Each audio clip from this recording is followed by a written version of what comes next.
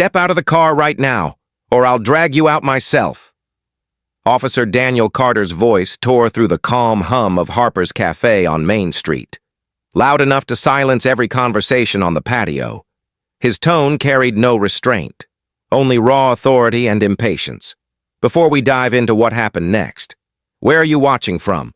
Drop your city in the comments, hit subscribe, and give this video a quick like so more people can hear Judge Amara's story. The morning sun spilled across Franklin's historic Main Street, but Judge Amara Thompson barely noticed it as she drove her silver 2018 Honda Accord past the row of shops and brick-front cafes. At 42, Amara carried herself with a quiet strength earned through decades of perseverance. The daughter of a school teacher and a factory worker from Memphis, she had fought to overcome barriers most people never faced, now serving as one of the youngest judges on the Tennessee Supreme Court, dressed in a soft beige blazer over a navy blouse. Her mind was focused on a complicated civil rights case waiting for her at the courthouse downtown. She had just taken a sip of lukewarm coffee when blue lights flashed in her rearview mirror. Her speedometer read 48 in a 50 zone, no sudden lane changes, no violations. Yet the police cruiser behind her surged forward, its siren screaming once before Carter's voice barked through the loudspeaker. "Pull over! Now!" Amara guided her car to the curb, stopping just outside Harper's Café, where dozens of people were sipping lattes and scrolling their phones. Officer Daniel Carter climbed out of his cruiser with fast, heavy strides, one hand resting dangerously close to his holster. At just 29, Carter had a reputation inside the department, a string of excessive force complaints, a suspension that had quietly disappeared from his record, and an attitude sharpened by resentment. Today, his frustration boiled close to the surface. He walked right up to the driver's side window, his jaw tight, eyes sharp. "License and registration," he demanded, his tone clipped, carrying the weight of authority rather than professionalism. Amara lowered her window calmly, her movements deliberate, her voice steady. "Good morning, officer. May I ask why I'm being stopped?" she said, careful to keep her tone respectful but firm. "You were speeding," Carter snapped. Amara glanced at the dashboard, then back at him. "I don't believe I was over the limit, sir," she replied softly, trying to de-escalate. Carter leaned in closer, his voice dropping, edged with hostility. "I said you were speeding. That's all you need to know." "All right," Amara said quietly. "I'll get my license." But before she could reach for her purse, Carter yanked her door open so violently it slammed against the curb. Gasps rippled across the cafe patio. Coffee cups froze mid-air. Conversations stopped cold. Among the stunned onlookers was 19-year-old Maya Johnson, a barista on her break. Her brother had died during a police stop 2 years earlier, and something deep inside her told her to press record. Within seconds, her live stream went live. Out of the car, Carter barked, stepping back just enough to let Amara move, his hand still hovering near his weapon. Amara stepped out slowly, her palms open and visible. "Officer." "I am complying," she said, her voice soft but clear, every syllable measured. Carter's chest rose and fell in quick, shallow bursts. His voice cracked like a whip. "Don't stall with me." Then it happened. Without warning, Carter's open palm swung hard and fast, striking Amara across the face. The sharp crack echoed against the brick walls of Harper's Café, silencing the entire street. The sound was louder than the traffic, louder than the murmurs of the crowd, louder than the moment itself. Amara stumbled slightly but caught herself, standing tall despite the burning sting radiating down her cheek. Gasps erupted from the patio. Chairs scraped against pavement. Maya's hand trembled, but she didn't stop filming. "Oh my God," someone whispered behind her. Eleanor Brooks, a 60-year-old retired teacher and longtime civil rights activist, dropped her coffee entirely, her voice cutting sharp through the stunned silence. What are you doing?" Carter didn't answer.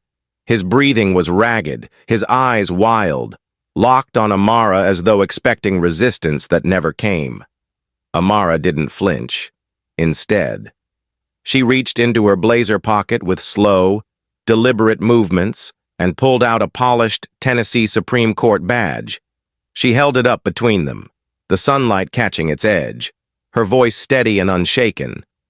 "Officer," she said firmly, each word deliberate. "You just struck a judge." Carter froze. The blood drained from his face so fast it was as though the color had been wiped away. His bravado crumbled instantly, behind him. Murmurs swelled into angry whispers, the energy of the crowd shifting from confusion to outrage. Maya's live stream spiked past 8,000 viewers within minutes, the comments exploding with disbelief and fury. "She's a judge!" someone shouted from the cafe steps. "You messed up big time!" another voice yelled. The tension in the air grew heavier by the second. Carter swallowed hard, his hand falling away from his holster. He stepped back once, then again, his shoulders stiff but trembling. He fumbled for his radio, his voice cracking as he tried to maintain control. "Unit 3 requesting backup on Main Street," he stammered, barely audible. Officer involved incident. But his words meant little now. Cameras were everywhere. Maya's live stream, Eleanor's phone, and a dozen more from witnesses who had pulled out their devices. A wall of recording lights faced him, unblinking and unrelenting. Amara stood in the center of it all, composed yet resolute, the red mark on her cheek a silent indictment of everything that had just happened. Her gaze stayed fixed on Carter, unyielding, her voice low but firm when she finally spoke again. "You will answer for this," she said, and as those words left her lips, the sound of approaching sirens began to rise in the distance, under the summer heat. The tension outside Harper's Café thickened like smoke, every second stretching longer than the last as Officer Daniel Carter stood frozen in place, his hand twitching uselessly near his holster while the crowd grew restless around him, their whispers turning into sharp murmurs of outrage. Maya Johnson's live stream climbed past 15,000 viewers, the comments scrolling so quickly she couldn't keep up. Did he just hit her? That's a judge. Fire him now! The whole internet watching the scene unravel in real time. A teenage skateboarder at the edge of the crowd muttered just loud enough for Carter to hear. "You're done, man." While Eleanor Brooks, the silver-haired activist whose voice had steadied many protests over the years, stepped forward, her hand raised calmly but firmly. "Officer Carter," she said, her voice carrying authority despite its softness. "You need to step back." Carter ignored her, his jaw tight, sweat sliding down his temple. But his composure was gone, stripped away by Amara's badge, the cameras, and the sheer weight of the witnesses surrounding him. Amara stood still, her hands folded calmly in front of her, though the red welt across her cheek spoke louder than any words could. Her gaze fixed on Carter with unshakable resolve as she repeated slowly, "You will answer for this." A ripple passed through the crowd. Quiet gasps, phones lifting higher, a sense that something far bigger than a traffic stop was unfolding.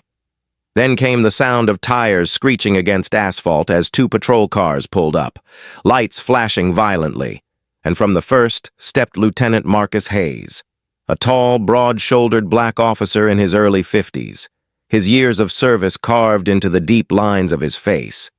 Hayes had seen conflict before, but even from a distance, he understood instantly that this was different. The crowd's energy wasn't just tense, it was volatile. He scanned the scene, Amara standing firm, Carter pale and rigid, dozens of witnesses recording from every angle, and his jaw tightened as he approached, the badge on his chest gleaming under the sunlight. "Judge Thompson," he said softly, just loud enough for her to hear as he stepped between her and Carter. "Are you hurt?" Amara didn't speak. She simply turned her face slightly to show him the swelling cheek. the faint outline of a handprint still burning against her skin. Hayes inhaled sharply, forcing the breath down before his own frustration slipped through. His voice calm but clipped when he turned to Carter. "What happened here? Officer Carter?" Carter shifted on his feet, his voice cracking as he stammered. I didn't know who she was. She wasn't complying. And, stop. Hayes interrupted sharply, his tone like steel cutting through air. Don't finish that sentence. Around them. The crowd edged closer, phones rising higher, voices murmuring louder, every eye locked on the confrontation unfolding. Maya whispered into her phone. Lieutenant Hayes is here now, narrating live as her viewers shot past 30,000. The hashtags Justice for Amara and Harper Café incident already trending across social media. Hayes exhaled slowly, his shoulders square, his voice carrying a weight Carter couldn't match. "Hand me your badge and your weapon," he said evenly, extending his hand without a tremor.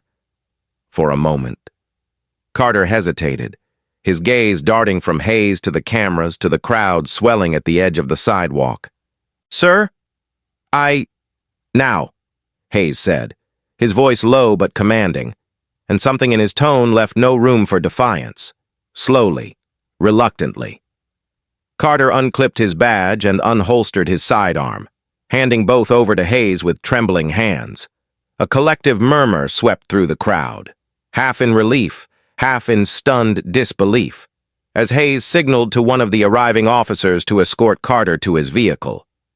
"Stay there until I speak with you," he ordered coldly, and Carter obeyed without argument, his head bowed as he walked away. The energy shifted again, from chaos toward something quieter but heavier, the weight of accountability settling in the air. Eleanor stepped closer to Amara, resting a steadying hand on her arm. "We've got you," she whispered, her voice soft but resolute. Amara nodded once in silent thanks, her gaze still fixed on the patrol car where Carter sat stiffly inside, his silhouette small behind the glass. But the moment wasn't over, far from it. A murmur rippled through the crowd as Maya announced breathlessly into her phone. "We're at 45,000 viewers now. People are flooding the comments, lawyers, reporters, everyone's watching." A man in a baseball cap stepped forward, voice loud enough to carry, "I got the whole thing on video. 3 angles." Another chimed in, "So do I." Suddenly, the weight of public witness became undeniable. Hayes turned to the group, raising his hand slightly to calm them. "Folks," he said, his tone steady, measured. "I understand your anger. I do. But we need to let this process play out the right way. There's going to be accountability. You have my word." From somewhere in the back, someone shouted, "If she wasn't a judge, would you even be here?" The question hung heavy in the air, striking harder than any blow, and Hayes paused for just a second, visibly swallowing the truth everyone already knew.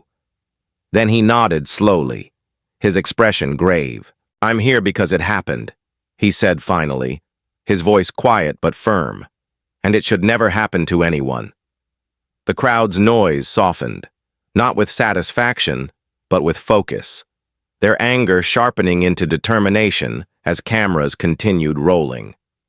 Maya zoomed in on Amara, her voice shaking as she whispered into her live stream. She hasn't said a word except to hold him accountable. She's standing like a rock. She's unshaken. By now. Amara's phone was buzzing endlessly in her pocket. Colleagues, reporters, friends. But she ignored it, choosing instead to stand tall in the center of the storm, her silence speaking louder than any soundbite could.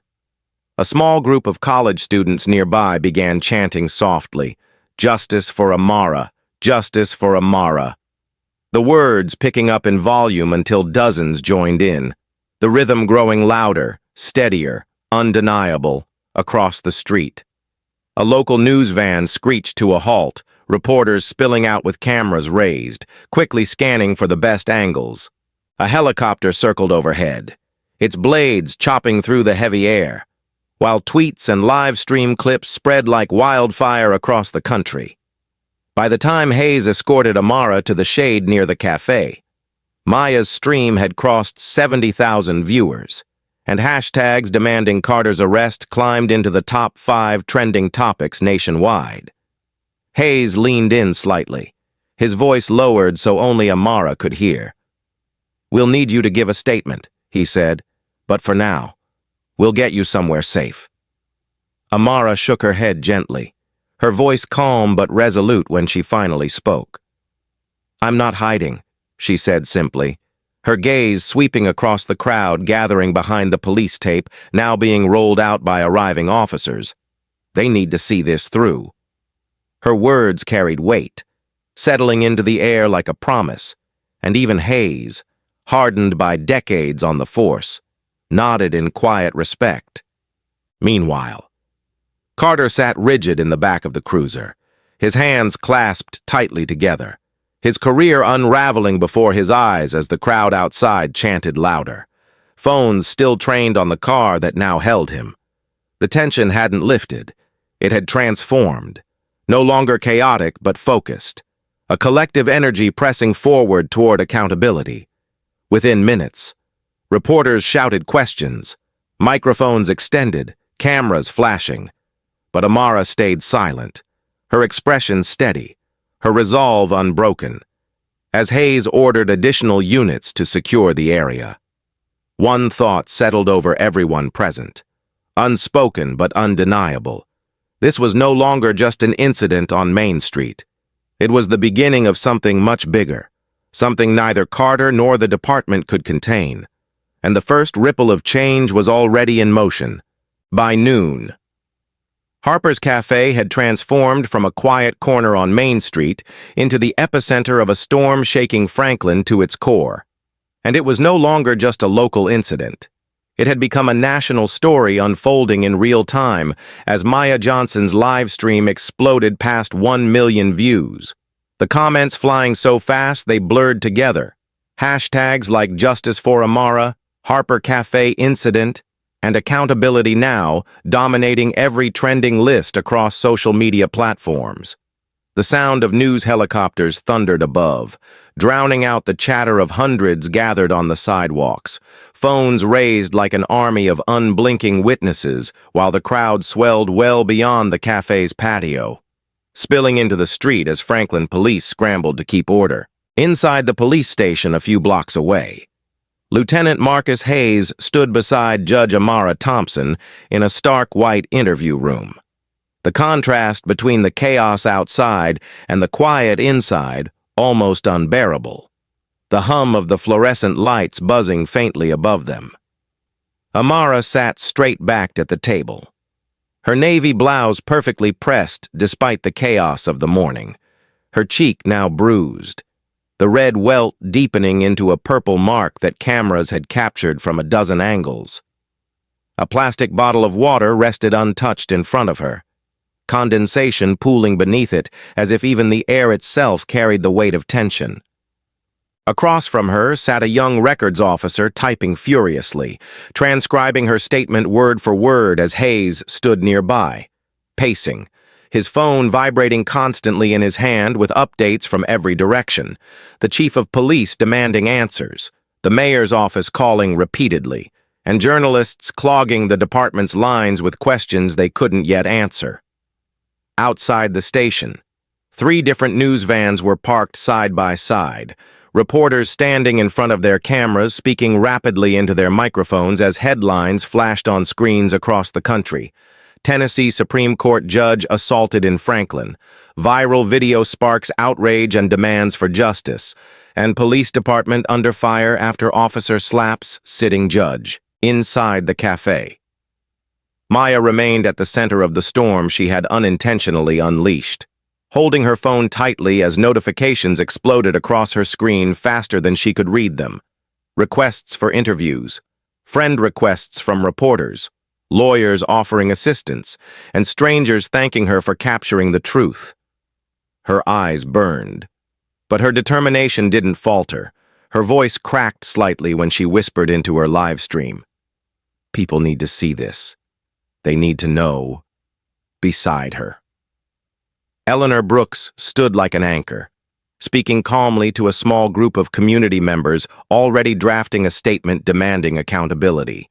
Her decades as a civil rights activist suddenly thrust back into sharp relevance as she coordinated phone calls, reached out to local leaders, and reassured frightened young witnesses who had seen everything unfold. Meanwhile, Carter's name was already plastered across trending searches. His personnel file leaked online by an anonymous source within the department, exposing 3 prior excessive force complaints that had been quietly buried. The revelations only fueled the outrage. Journalists descending on Franklin from Nashville, Memphis, and Atlanta as national outlets prepared live coverage of the developing scandal. Hayes entered the interview room again, handing Amara a small packet of tissues. His face lined with exhaustion, but his voice steady as he briefed her.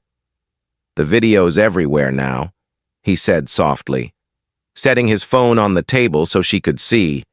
Headlines screamed back at her from every app. Clips of Carter's open palm slap slowed down frame by frame, hashtags demanding his arrest, and tens of thousands of people calling for broader reform within the Franklin Police Department. Amara didn't speak immediately. Her dark eyes focused instead on the ripple effect she was now unwillingly at the center of. Her fingers lightly brushing the edge of her Supreme Court badge still clipped to her blazer pocket. She finally broke her silence, her voice quiet but firm. "This isn't just about me. Marcus." It never was. Hayes nodded, understanding without needing to be told, because he had spent 25 years watching these moments come and go, each one promising change but too often fading before anything real could happen. This time, though, felt different. The sheer scale of the public response, the cameras, the witnesses, the live streams, there was no containing it. As Amara continued her statement, choosing each word carefully to ensure her focus stayed on dignity and justice rather than personal anger. Outside the station, a candlelight vigil was already being planned for the evening, coordinated by Eleanor and local faith leaders who refused to let the moment pass quietly. Maya, now sitting on the café steps surrounded by reporters, wiped her damp palms on her apron as she answered questions cautiously, refusing to sensationalize the moment, instead repeating the facts clearly, her voice soft but unwavering. He slapped her. "I filmed it. The world saw it. That's all." The honesty of her statement only amplified public empathy. Her live stream now bookmarked by countless major outlets citing her video as the definitive account of the incident.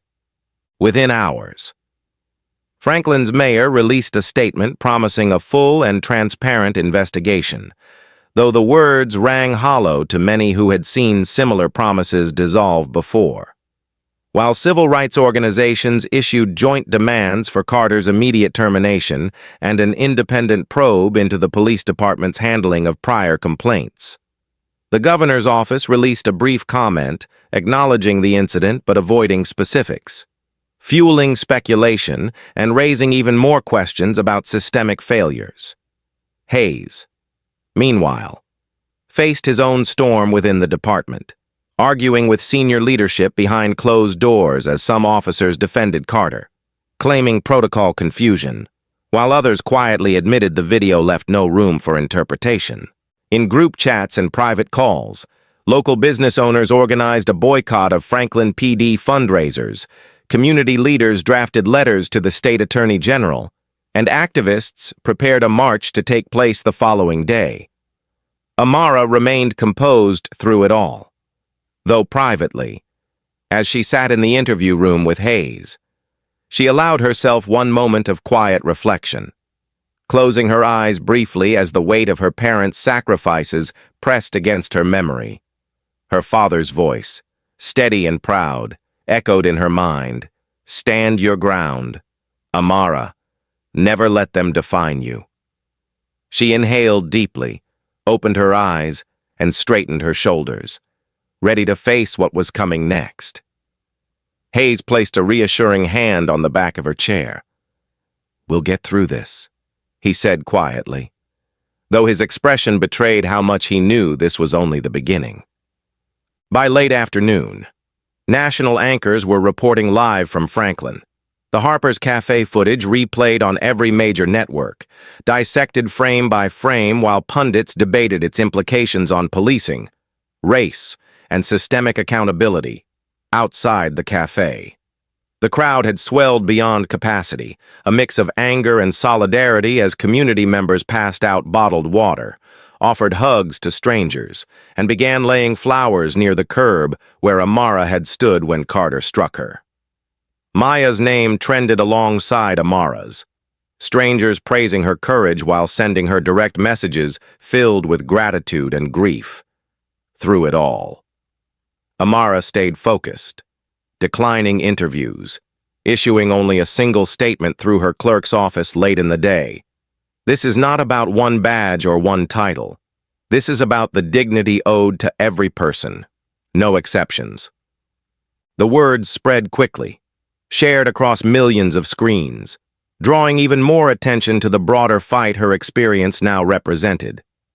That night, as streetlights glowed and candles began flickering along Main Street, Amara stood by Hayes at the police station's exit, the roar of the gathered crowd audible from blocks away, a living reminder that the slap seen by millions had become more than a single act of misconduct. It was a turning point, and neither Franklin nor the country would be able to look away. 2 weeks later, the Franklin County Courthouse stood at the center of a storm that had grown far beyond Main Street, its marble steps lined with cameras, reporters, and protesters carrying signs that read, "Justice for Amara, dignity has no badge, and accountability now." The viral video from Harper's Café had been replayed millions of times on every major network, every angle dissected frame by frame. And now the trial everyone had been waiting for was finally underway. Inside the packed courtroom, the air was heavy with tension, reporters whispering into microphones, camera shutters clicking softly as they captured every flicker of expression across the room. At the defense table, Officer Daniel Carter sat stiffly in a wrinkled gray suit, his once confident demeanor replaced by pale unease, his gaze fixed on the polished wood before him as though avoiding the eyes of the world trained squarely on him. Beside him, his defense attorney, Laura Preston, shuffled papers nervously, her lips pressed into a tight line as she prepared to argue what many believed to be an impossible case. Across the aisle sat the prosecution, flanked by community advocates and civil rights attorneys who had volunteered their expertise after the video sparked national outrage. Presiding over the case was Judge Caroline Whitaker, a sharp-eyed woman in her late 50s known for her no-nonsense approach and her unwavering insistence on fairness. From the bench, her presence radiated authority, her voice calm yet commanding as she called the court to order and reminded everyone present that decorum would be maintained, regardless of outside pressures. Amara Thompson entered quietly, dressed in a simple black dress and navy blazer, her posture straight, her expression calm yet resolute. Her cheek had healed, but the memory of Carter's slap lingered in the collective consciousness of everyone watching, captured permanently in the viral clips replaying across the country. As she took her seat at the witness stand, the entire room seemed to lean forward, aware that her testimony could determine not only the outcome of this trial, but also the larger conversation unfolding nationwide about race, power, and accountability in policing. The prosecution began by laying out its evidence methodically, presenting Maya Johnson's live stream first.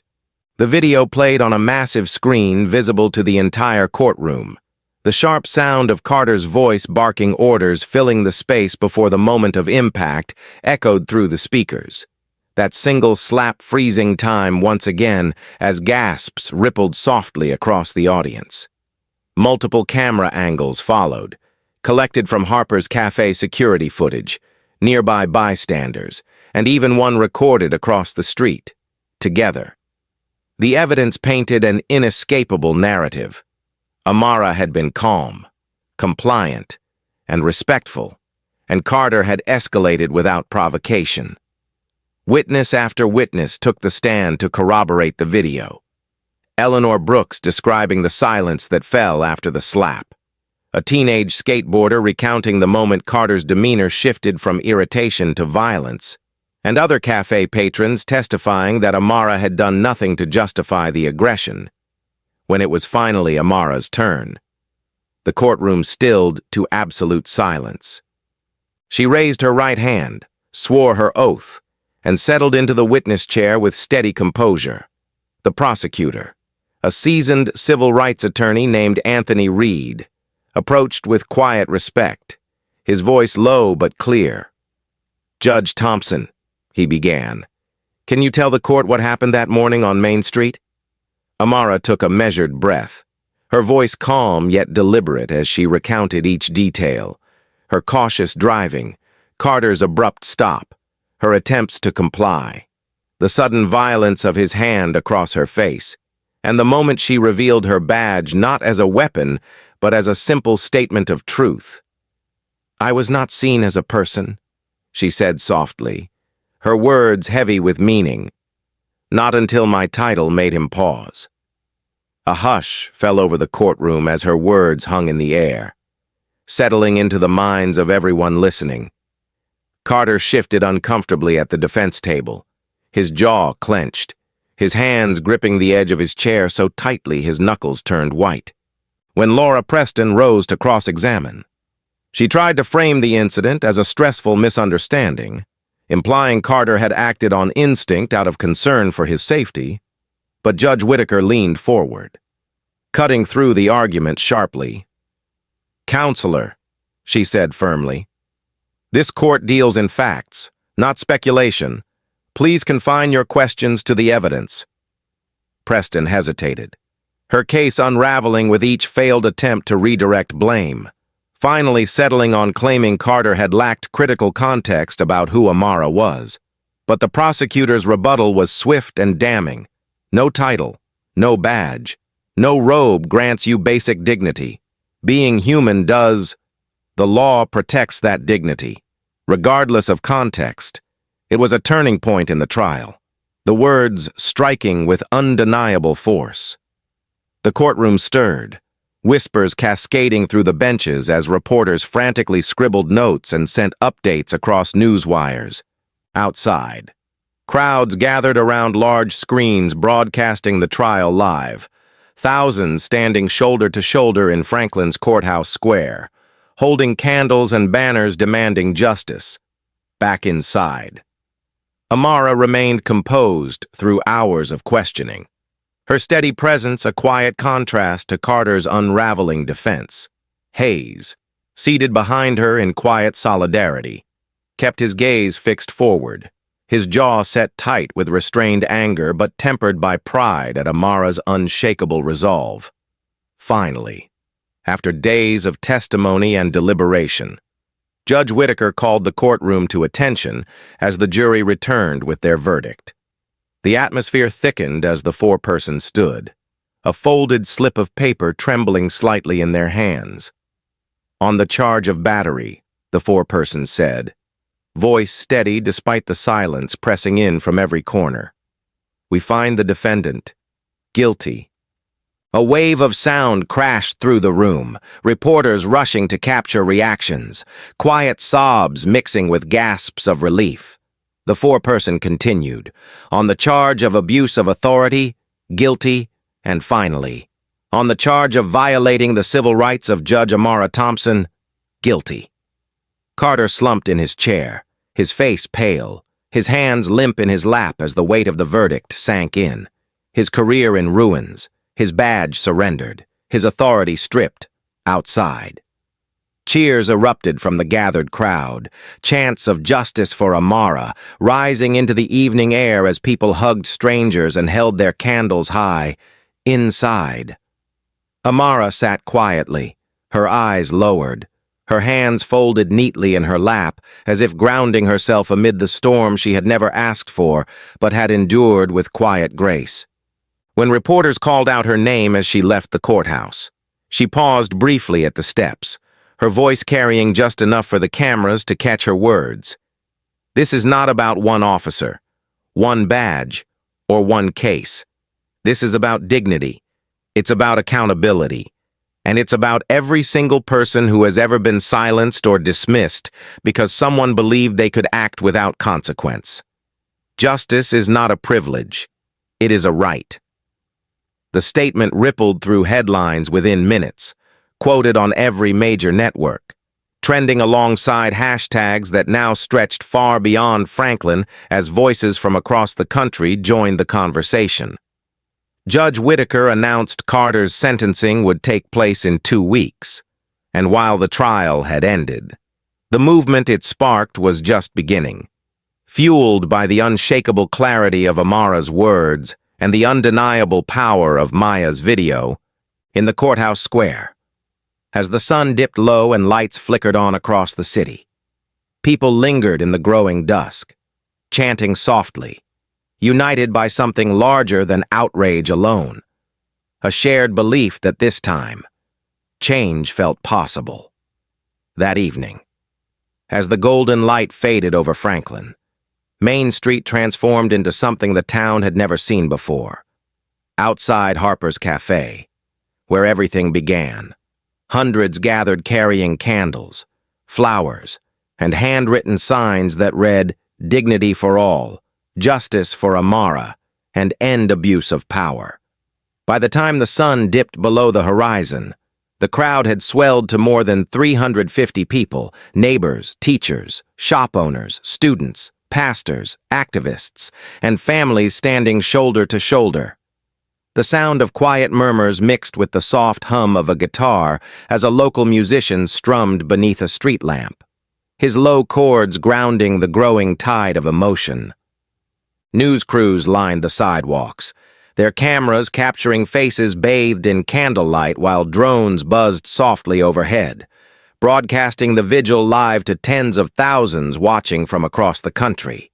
At the center of it all stood Judge Amara Thompson, her posture steady, her expression calm yet reflective as she gazed at the sea of flickering lights stretching down the street. She hadn't planned to speak. She never wanted this to be about her. But as Eleanor Brooks, the silver-haired activist whose voice had become one of the vigil's anchors, handed her the microphone, Amara knew silence was no longer an option. Her voice, soft at first but clear and resonant, carried over the hush of the crowd. "Change begins when we refuse to stay silent," she said, pausing briefly as the words settled into the heavy night air. "Tonight isn't about me. It isn't about one title, one badge, or one courtroom. It's about every person who has ever been made to feel invisible, every neighbor who has been dismissed, every voice that's been silenced. Dignity is not a privilege. It is a right." The crowd murmured in agreement, the flicker of candles glowing brighter as if feeding off her resolve. Maya Johnson, standing near the cafe steps, wiped her eyes as she recorded Amara's speech, her live stream viewership climbing past 200,000. Comments flooded in from across the country, strangers sending prayers, sharing their own stories, and thanking her for her courage in capturing the moment that had sparked it all. When Amara looked toward Maya, she offered a small, heartfelt nod, and Maya whispered into her phone, "She's not just standing for herself. She's standing for all of us." Eleanor stepped forward next, her voice steady, seasoned by decades of advocacy. "I've seen moments like this before," she said, her silver hair gleaming under the soft glow of the streetlights. "I've seen promises made, only to watch them fade when the cameras leave. But I look at this crowd tonight, at the faces young and old, and I believe this time is different. I believe we won't let it fade." A murmur of agreement swept through the crowd, some people raising their candles higher as a show of solidarity. In the back, Lieutenant Marcus Hayes stood with several officers, his uniform crisp, his presence quiet yet commanding. He wasn't there in any official capacity. Tonight, he stood as a citizen, a father, and a man who had given 25 years to a system he knew was deeply flawed. When approached by reporters, he spoke plainly. This isn't just about accountability for one officer. It's about rebuilding trust, brick by brick, person by person, and that begins right here, with all of us. The crowd erupted into gentle applause, the sound soft but powerful, a shared understanding that reform required both justice and reconciliation. As the evening deepened, soft chants began weaving through the vigil, hundreds of voices joining in. Justice for all, over and over. The words rippled across the street, carrying upward into the warm summer night. Children held their parents' hands tightly, college students linked arms, and elderly residents stood with quiet strength, their faces illuminated by candlelight. News anchors standing nearby whispered into their microphones, their voices barely audible against the swell of emotion, reporting that this wasn't just a local story anymore, it was a national moment of reckoning. At one point, Maya found herself surrounded by community members thanking her for her courage, strangers hugging her, their gratitude overwhelming. "I just pressed record," she said softly, shaking her head, her voice breaking under the weight of their words. "But if it means my brother's death wasn't in vain, then maybe this matters more than I thought." Her quiet confession caught on the live stream, comments pouring in from viewers who shared similar losses, a tide of collective grief merging into hope. Across the street, a group of young volunteers handed out water bottles and small printed flyers outlining upcoming town hall meetings focused on police reform, transparency, and community oversight. Franklin's city council had already announced an emergency session in response to public demand, signaling the first real steps toward change, yet for all the weight of the moment, the vigil carried an undercurrent of something lighter, not joy, but solidarity, a shared determination that burned brighter than anger alone. People weren't just mourning what happened, they were claiming their power to shape what came next. When Amara returned to the microphone, her voice was stronger this time, more certain. "Tonight is proof that we are more than headlines. We are more than hashtags. We are human. And we are bound together by our refusal to accept injustice as normal." Her words drew a swell of applause, many lifting their candles high until the street shimmered like a constellation come to earth. Eleanor joined her, resting a hand lightly on Amara's shoulder, and together they stood facing the crowd. Two generations of women united by purpose, their strength mirrored in the faces before them. Near the cafe steps, Hayes leaned against a railing, his gaze scanning the crowd as though memorizing this moment. He knew change wouldn't come overnight. Systemic flaws couldn't be undone in a single trial or vigil. But for the first time in years, he felt something stir in his chest that had long been buried beneath cynicism. Hope. Beside him, a fellow officer whispered quietly, "Feels different this time, doesn't it?" Hayes nodded slowly, his expression solemn but resolute. "It has to be," he replied. As the vigil neared its close, hundreds bowed their heads together in a moment of silence, the flickering candles forming a river of light down Main Street. Even the reporters fell quiet. The only sounds the rustle of leaves in the warm night air and the distant hum of traffic beyond the square. When the silence broke, the chants returned. Louder this time, echoing against the buildings as though carried on the wind itself. Dignity for all. Justice for all. By the time the crowd began to disperse, the sidewalks were lined with candles left burning low, a quiet promise etched in wax and flame that this moment would not be forgotten. As Amara walked back toward her car, Maya hurried to catch up, holding out her phone, her voice trembling as she asked, "Judge Thompson, what happens now?" Amara paused, resting a hand lightly on Maya's shoulder, her eyes warm but steady. "Now," she said softly, "we keep going, we keep showing up, and we make sure the next person standing where I stood won't have to stand alone." Those words, simple yet profound, rippled across the live stream, replayed millions of times within hours, inspiring vigils in other cities and sparking panels, petitions, and calls for reform nationwide. That night, Franklin didn't just hold space for pain, it claimed space for possibility, setting into motion a movement bigger than anyone could have imagined. And though Amara returned home exhausted, she sat on her porch beneath the quiet stars with one unshakable thought anchoring her heart. This wasn't the end of her fight. It was only the beginning. 2 weeks later, the steps of the Tennessee Supreme Court overflowed with people, the plaza alive with cameras, banners, and a restless energy that hung heavy in the humid summer air.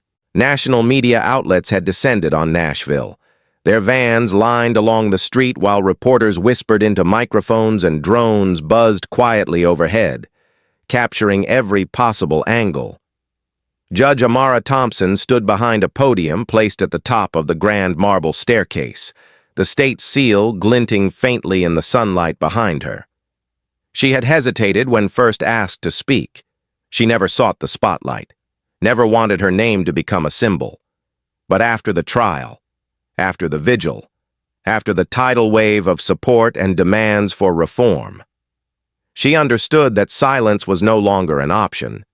Behind her sat the full panel of justices, members of the legislature, community leaders, clergy, and civil rights advocates, while before her, stretching far beyond the courthouse gates, thousands had gathered shoulder to shoulder, their voices quiet, but their presence undeniable. As Amara stepped to the microphone, a hush swept over the plaza, broken only by the muffled clicks of cameras capturing the moment. She paused, letting the weight of it settle, her gaze sweeping slowly across the sea of faces. Before she began, "Justice," she said softly, her voice carrying despite its calm tone, "is not an abstract promise written on paper. It lives, or it dies, in our daily choices." The crowd stilled further, leaning in as her voice strengthened, her words deliberate and resonant. 2 weeks ago, I stood on Main Street in Franklin. I stood there as a black woman, a judge, and a citizen, and in that moment, I was reminded, painfully, that titles and positions do not shield us from prejudice. But what happened next reminded me of something far more powerful, our shared capacity to demand better, to demand dignity.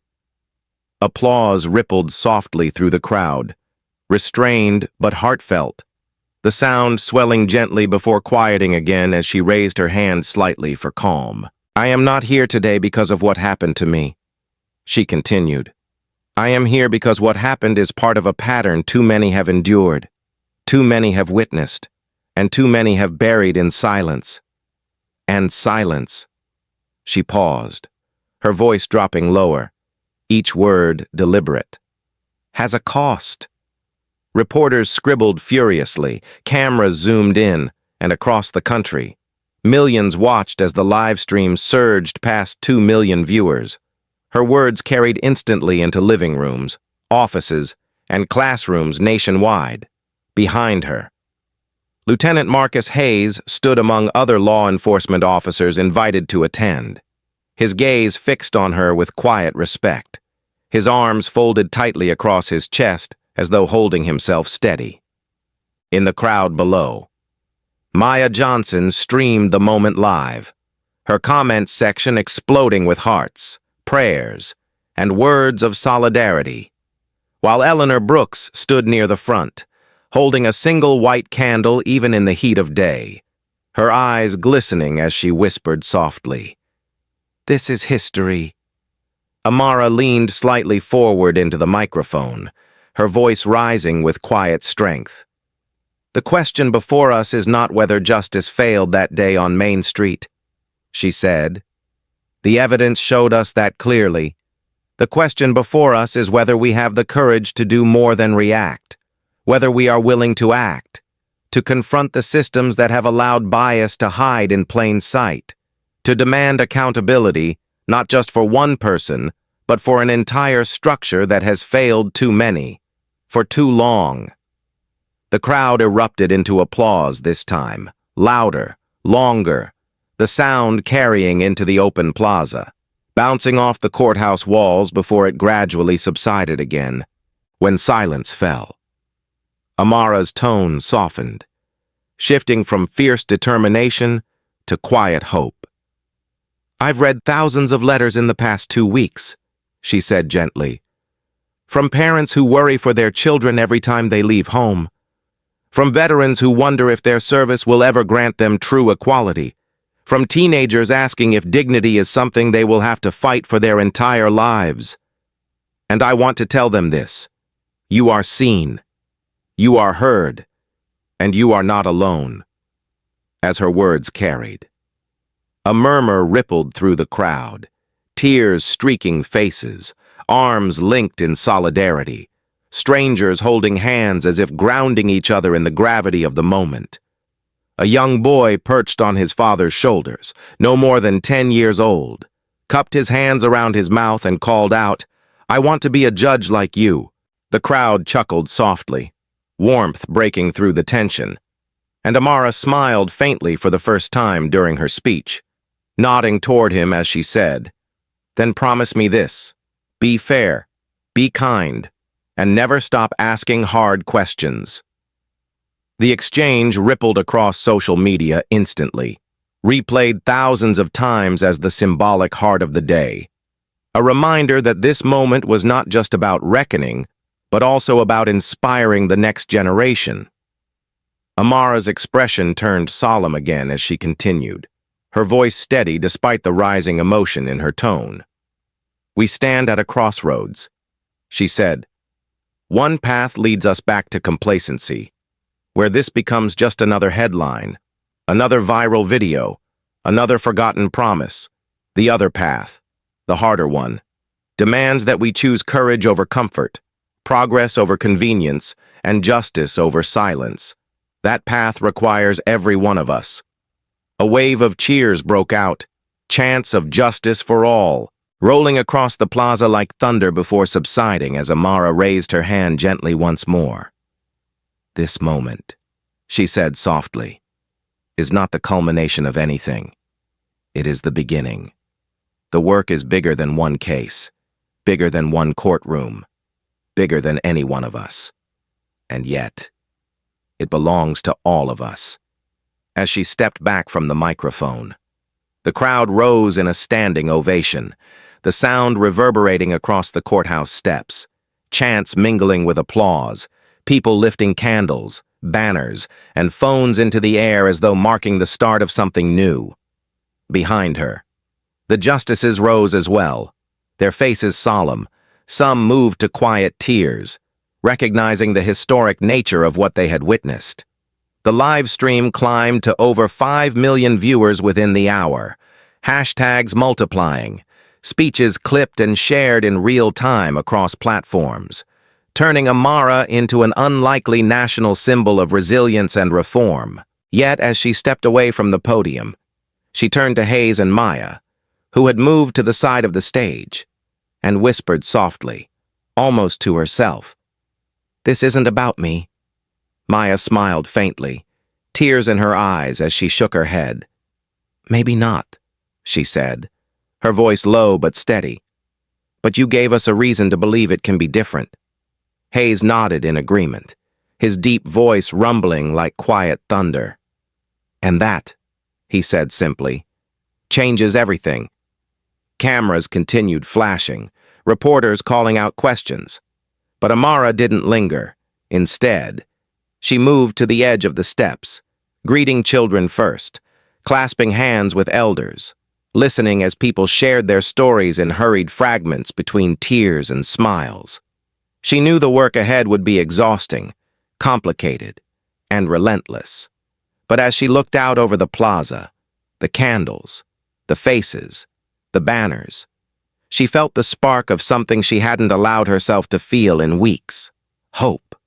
And somewhere in that crowd, the young boy who'd shouted his dream stood holding his father's hand, looking up at her with wide, unblinking eyes, believing for the first time that the future might hold something better. Months later, Franklin had returned to its quiet rhythms, but the memory of what happened outside Harper's Café still lived in every corner of the town, etched into its history like a scar that couldn't be hidden. The courthouse steps, once crowded with protesters and cameras, now stood still under the early autumn sun, yet the echoes of chants for dignity and justice remained heavy in the air. Inside the courtroom, Officer Daniel Carter sat stiffly at the defense table during his sentencing, his pale face tense, his suit wrinkled, his shoulders slumped beneath the weight of everything he had lost. Judge Caroline Whitaker presided once again, her voice calm, steady, and deliberate as she recited the charges one by one. Guilty of battery, guilty of abuse of authority, and guilty of violating Judge Amara Thompson's civil rights. When she delivered her sentence, 5 years in state prison, without parole. The room fell silent, the weight of her words pressing on everyone present. Carter lowered his head, his hands clasped tightly in his lap, his once defiant expression replaced by quiet defeat. Outside the courthouse, reporters swarmed to deliver the news, microphones raised and cameras flashing, headlines updating instantly across every major network: former officer sentenced, justice in Franklin, and Amara Thompson's case sparks reform. But Amara wasn't celebrating. This was never about one man, one verdict, or one slap. In the weeks that followed, the Tennessee Attorney General launched a sweeping investigation into the Franklin Police Department, exposing a pattern of misconduct, ignored complaints, and systemic failures buried for years. 3 senior officials resigned. New leadership was appointed, and for the first time, an independent civilian oversight board was established to hold the department accountable. De-escalation training, bias workshops, and community forums became mandatory statewide. Reforms born from pain but pushing toward progress. Amara watched from a distance, preferring quiet over cameras, focusing on her work at the Tennessee Supreme Court and choosing not to be consumed by the image others had made of her. One evening, she sat on her porch beneath a soft canopy of stars, rereading a letter from Maya Johnson, the 19-year-old barista whose live stream had changed everything, in her neat handwriting. Maya wrote about enrolling in pre-law courses, inspired by what she had witnessed. "You gave me hope. I'll keep fighting. For my brother. For you. For everyone who deserves to be heard." Amara folded the letter carefully and placed it beside dozens of others she had received, from students, grieving families, and strangers across the country, all bound by a shared longing for dignity and justice. Eleanor Brooks visited often, her silver hair glinting in the fading light, her energy undimmed as she worked with community groups to ensure Franklin's reforms continued. Together, she and Amara attended town halls, spoke with local leaders, and mentored younger advocates like Maya, who had stepped fully into her role as a voice for change. Lieutenant Marcus Hayes, now promoted to deputy chief under the department's new leadership, worked from within to rebuild trust between officers and the community, his quiet determination driving every policy he fought to implement. One afternoon, Hayes met Amara on Main Street, stopping with her outside Harper's Café, where a small memorial had been created. Fresh flowers and candles surrounded a bronze plaque installed by the community. "To everyone who has ever been silenced, you are seen, you are heard, you are not alone." Amara traced the engraved words with her fingertips. A faint, thoughtful smile touching her lips as she whispered softly, "This is a beginning, not an ending." Hayes nodded, his voice low but resolute. "We keep going." Months later, Amara returned to her bench, her rulings sharper, her empathy deeper, her sense of purpose renewed. She began speaking at universities like Vanderbilt, reminding students that the law is only as strong as the people who choose to uphold it, her lectures sparking debates and inspiring young lawyers to think beyond statutes and toward humanity. Maya called often, sharing updates about her studies and internships, her confidence growing with each passing month. "I wouldn't be here without you," she said during one late-night call. Amara smiled, her voice warm but firm. "You're here because you chose to stand up. That's what matters." On the first anniversary of the Harper's Café incident, the community gathered again, this time in celebration, not protest. Main Street glowed beneath hundreds of candles, music floating softly through the air as neighbors, activists, and leaders stood side by side, honoring both progress and the work still ahead. Maya spoke first, her voice steady as she dedicated her journey to her late brother's memory. Eleanor followed, reminding the crowd that reform required constant vigilance, her words earning quiet nods from those who understood too well how fragile progress can be. Finally, Amara stepped forward, her simple navy dress fluttering in the summer breeze. No podium, no prepared remarks, just her voice carried by the quiet of the evening. "1 year ago," she said softly, "we stood here shaken and angry. Today, we stand here changed, not perfect, not finished, but moving forward together." She paused, her gaze sweeping across the crowd, her tone steady but filled with quiet conviction. "The legacy of that day is not pain," she said, "but possibility. It's a reminder that when we stand together, we are louder than fear, stronger than prejudice, and braver than silence." The crowd erupted into gentle applause, candles lifting higher until the street shimmered like a river of light. Later that night, Amara walked home beneath a canopy of stars, passing Harper's Café, now rebuilt and thriving. She stopped briefly at the memorial, watching the candles flicker softly, their glow carrying the weight of everything that had happened, the pain, the progress, and the promise of what lay ahead. Taking a deep breath, she closed her eyes and let the quiet wash over her, knowing this wasn't an ending at all. It was a beginning, the start of a movement bigger than herself, carried by voices refusing to be silenced, shaping a future where dignity was no longer fought for, but honored as a birthright. And as she walked on, her steps steady, her head high, she knew one unshakable truth: they were just getting started. If this story moved you, comment where you're watching from, subscribe, like, and share to spread Judge Amara's message. Thank you for watching.